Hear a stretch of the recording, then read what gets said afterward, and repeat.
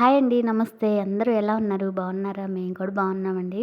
Videos అయితే పెట్టట్లేదు. చాలా రోజులైపోయింది కదా! వీడియోస్ అయితే తీస్తున్నాను కానీ ఎందుకో మరి వీడియోస్ పెట్టాలంటే కొంచెం టైం టైం కుదరక అట్లాగా కొంచెం బిజీగా ఉండి పిల్లలకైతే ఇప్పుడు సమ్మర్ హాలిడేస్ కూడా నడుస్తున్నాయి కదా! పిల్లలకి ఇంకా వాళ్ళ బిజీలో వాళ్ళతో సరిపోతుందండి నాకైతే. ఇంకా అలా అయితే వీడియోస్ అయితే నేనైతే ఏం పోస్ట్ చేయట్లేదు. ఇక ముందు తప్పకుండా వీడియోస్ అయితే పోస్ట్ చేయడానికి ట్రై చేస్తానండి.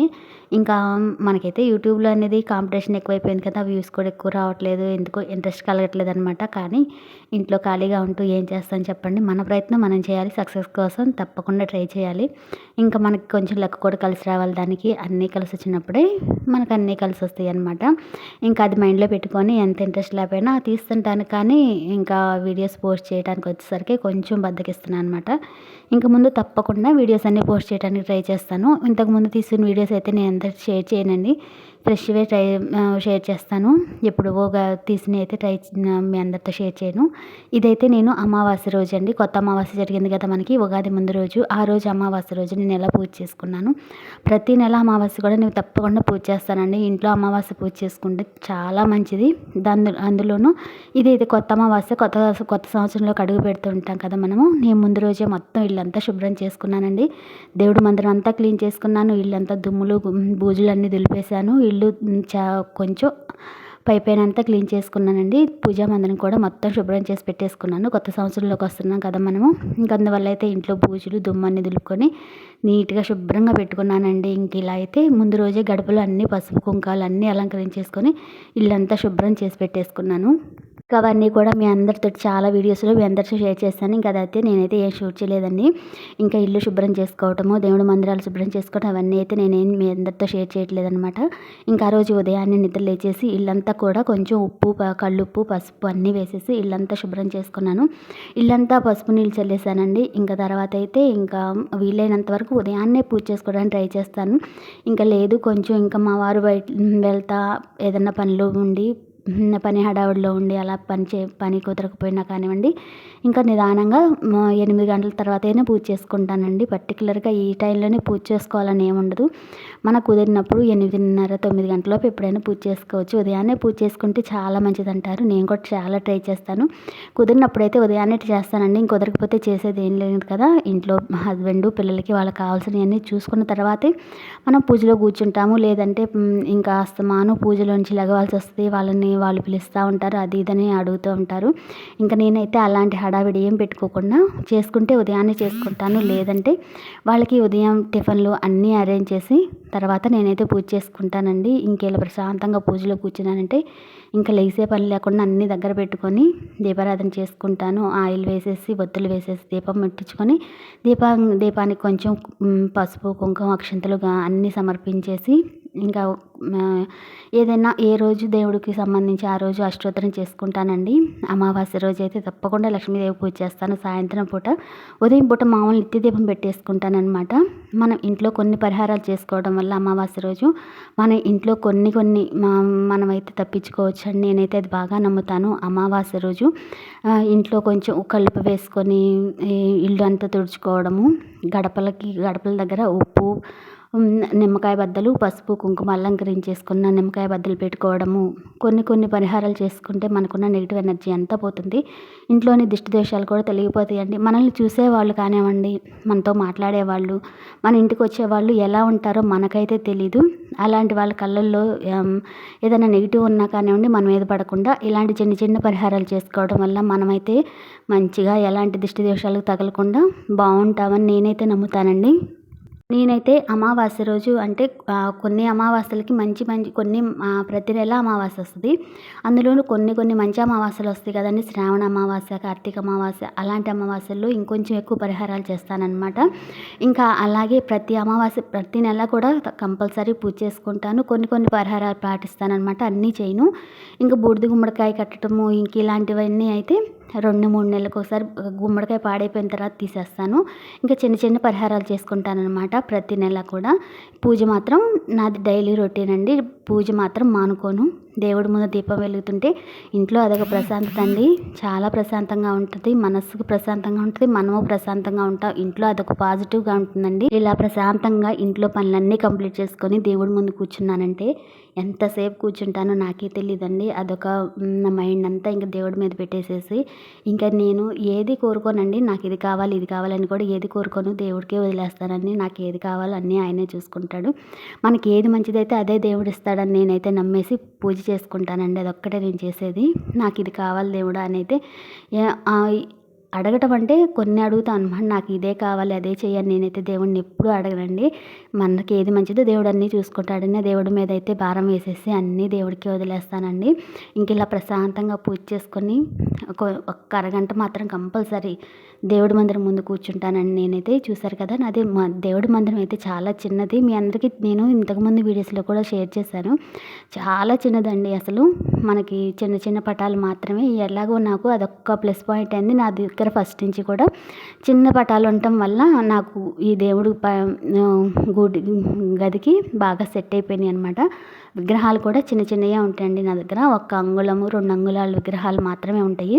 ఇంకా అవన్నీ కూడా నీట్గా సెట్ చేసుకొని పూజ మాత్రం ప్రశాంతంగా చేసుకుంటానండి. అది కాక అమావాస్య కదా, అమావాస్య పూజ ఇంకా ప్రశాంతంగా చేసుకుంటాను.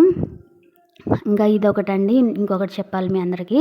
మనం ఈ కొత్త అమావాస్య రోజు కానివ్వండి, ఏ అమావాస్య రోజైనా మన కులదేవతకి పూజ చేసుకుంటే చాలా మంచిదండి.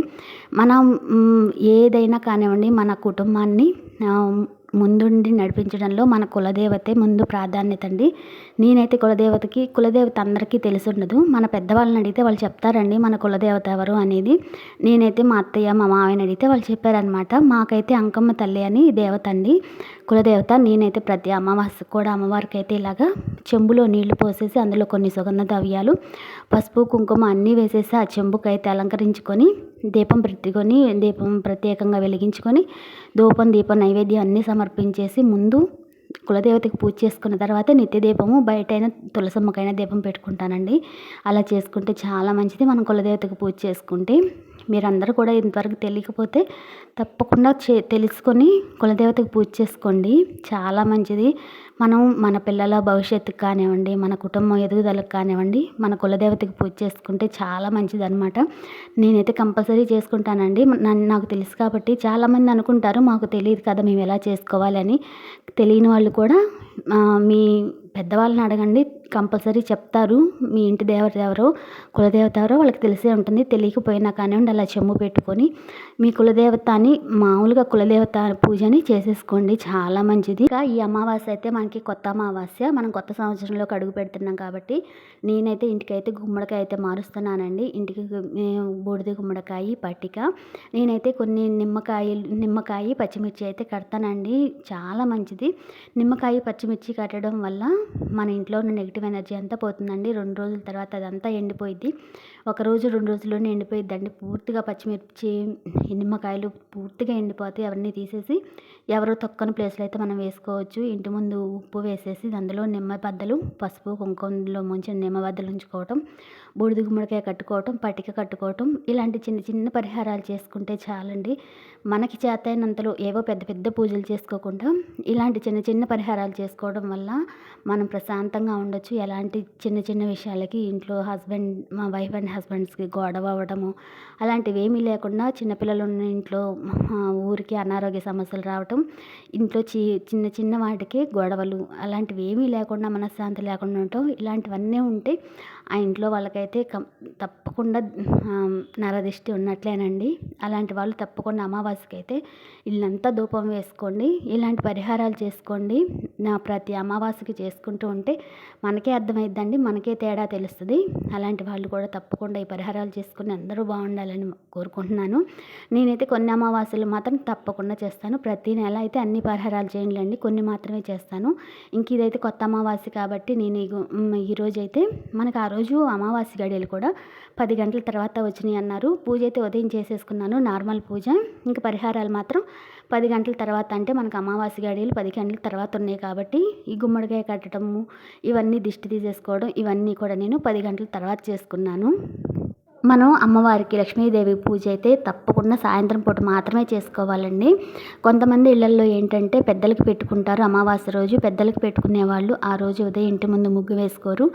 అలా పెద్దలకి పెట్టుకొని ఉదయం అంతా కూడా బ్రాహ్మణులకి అన్నీ ఇచ్చేసుకున్న తర్వాత సాయంత్రం పూజ చేసుకుంటారండి. నేనైతే మా పెద్దలకి పెట్టుకోవడం అలా ఏముండదు. మాకు మా అత్తయ్య మావయ్య ఉన్నారు కదా, వాళ్ళన్నీ చూసుకుంటారు. అలా లేని వాళ్ళు మాత్రమే అలా చేసుకుంటారనమాట.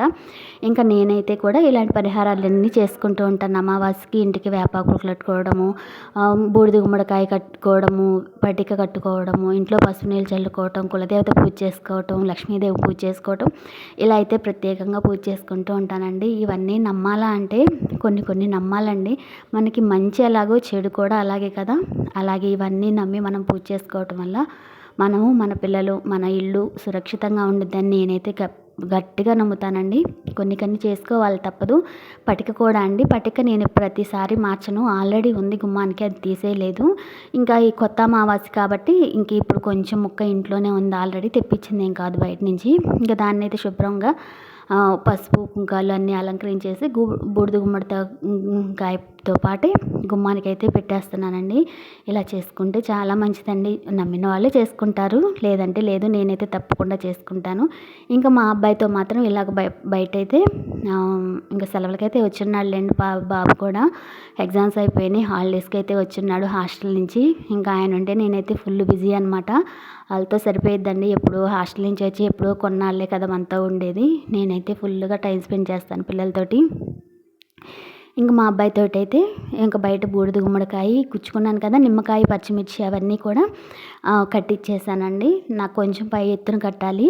ఇంకా అందుకని మా అబ్బాయి చేతి అయితే ఇలా కట్టించేసి ఇల్లంతా ధూపం వేసేసానండి. 2 పూట్ల ధూపం వేస్తాను నేనైతే. అమావాస్య రోజైతే ఇంట్లో ధూపం వేస్తే ఆ ప్రశాంతతే వేరండి. ఇంకా సాంబ్రాణి ధూపం ఉంటుంది కదా, ఇంకా ఆ ధూపం నిప్పుల మీద వేస్తే ఇంకా అసలు ఆ ఇంట్లో అసలు ఎలాంటి నెగిటివ్ ఎనర్జీ కానివ్వండి ఏది ఉండదన్నమాట. చాలా మంచిదండి. ఇలాంటి చిన్న పరిహారాలు చేసుకోండి. ఇంట్లో చిన్నపిల్లలు ఉన్న వాళ్ళు కానివ్వండి, ఏదైనా అనారోగ్య సమస్యలు అనుకోకుండా ఏదైనా చిన్నవి వస్తాయి అనుకోండి, ఇలాంటి తప్పకుండా పూజ చేసుకోండి. ఇంకా సాయంత్రం పూట కూడా అమ్మవారికి అయితే ప్రత్యేకంగా పూజ చేసుకోండి, చాలా మంచిది. నేనైతే అదేం వీడియో షూట్ చేయలేదు, ఇంతకుముందు వీడియోలు చాలా సార్లు షూట్ చేశాను.